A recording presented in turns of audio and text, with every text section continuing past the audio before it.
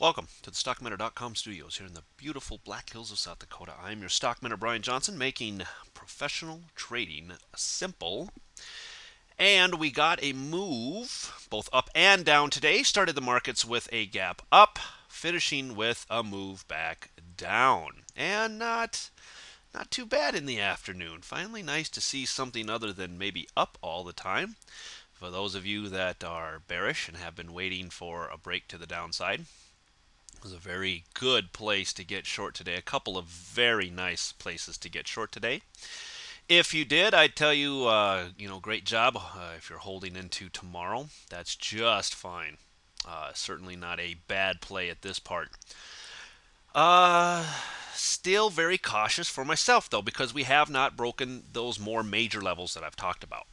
So yes, a good start for the Bears. A nice start to the afternoon. Nothing completely convincing yet. So here you see on the 60-minute, the Dow pulling back this afternoon after hitting this high up here. By the way, had uh, one of my viewers send me a prediction that they had in pretty darn close, missed by 15 points. So man, big props to Scrat. That was really a great job again. Good job. And coming right back into the 10,840 area. You can see that is a level of support back here. Holding tight to that for the time being. Maybe we see a bounce tomorrow, and that gives us a little shoulder type of a thing. So we could see maybe a potential head and shoulders pattern here. Maybe we gap down in the morning. It just really all depends on where we open. But I would just let you know that still nothing real major broke here yet. So be very cautious. Yes, nice move in the afternoon. Lots of big red candles. Exactly what I expected to see. Just looking for it now on a more major type of a level. And we'll see that on the daily here as we look at the daily. Big move up, big move down. Look at this, right on the blue line. So we're right back on it, right back. Yeah, I'd say we're still right on this line. However, huge reversal candle here. Oh, yeah, I know. Potential reversal candle. That's right. That's right. Yeah, good call, guys. This is a potential reversal candle. Still need some confirmation. Tomorrow looking for a break ultimately down below this blue line, and that would start with a break below 10,800 on the Dow, especially if it holds down there, and more importantly, closes down there by the end of tomorrow. So looking for breaks of this area too. You can see this was very strong support here. Got busted, held, pow, move up. Now we're coming back to see if it'll hold again as support. So be watching this closely on the way back down if in fact we do get below this level. That is about another 100 points, just over 100 points away here on the Dow. So a little ways to go yet before we can start claiming anything major. Keep in mind that the blue line is not broken. And this 10,840 is a level of support. So, still some work to do on the Bears side. Once again, cautiously bullish for me going into tomorrow. NDX on a 60-minute, this is a little bit more bearish, having now broke this lower channel line. However, we have seen that before here, but that was on a gap down. That was not on an actual break intraday. So curious to see it finally breaking this level and closing below this level, but still not below this little 1945-ish area here. So nicely hitting my overhead target of the 1960 to 1970 level, going even a little bit beyond, holding nicely to this overhead channel line, which we did have drawn in here. So that was a very nice pullback here, but still nothing really major broke from the bull side. You guys need to be cautious and wait for some confirmation tomorrow before you really start getting all in heavy duty bearish. Certainly nothing bearish from the daily. Not even close to breaking this blue line. Lots of good support down here at 1920. Would need some pretty good moves back down here below 1900 before we could really start looking at the bull case in a bigger way. Looks very possible, though. I will say that. So, it does look very possible.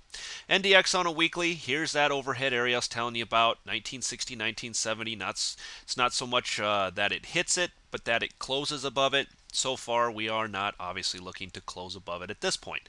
Need a little bit of a move up tomorrow, but 1960, 1970 is the area, and it's got to get 20 points tomorrow after what we saw at the end of the day. Not sure we'll get that kind of a move. Not saying we won't move up, just not sure it'll be a 20-point move in the NASDAQ. So watch for more confirmation coming into tomorrow for the weekly candles. SPX on a 60, look at this move very nicely up to the 1180 area, which was my next level of overhead resistance. I said on a break of this area here.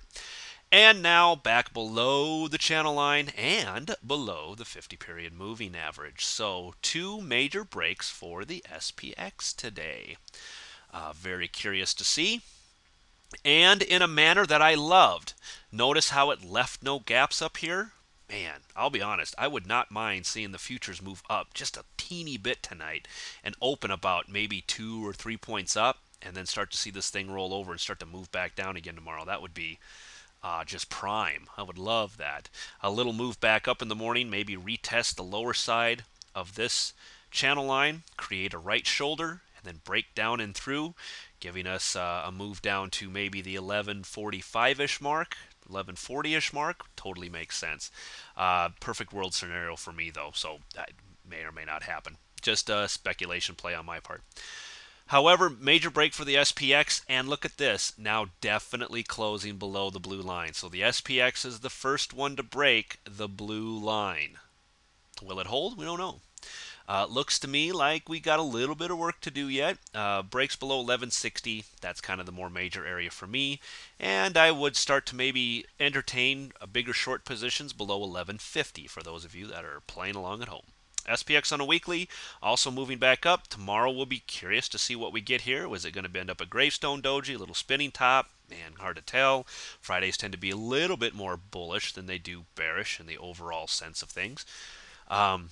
So we'll see where tomorrow's candle closes, but you can see whereas earlier on the week looked like we were just going to keep climbing towards 1225, now all of a sudden, maybe things are going to change a little bit. Let's see where this closes for the week. Still not sure that we won't make 1225, but I did mention that I don't think we'd get there all in one fell swoop. I did expect maybe some sort of a pullback first for maybe a week or two, then maybe roll around and start to come back up, and maybe that's what we're starting here. VIX on it daily, wow, a pop in the VIX. So a little bit of a move up in the VIX, up a good 5% today, which is what you want to see if you are bearish on the markets, especially if you're buying puts in the markets. That helps with the volatility, also increases your prices. However, still holding in this little area on the weekly that we've been watching.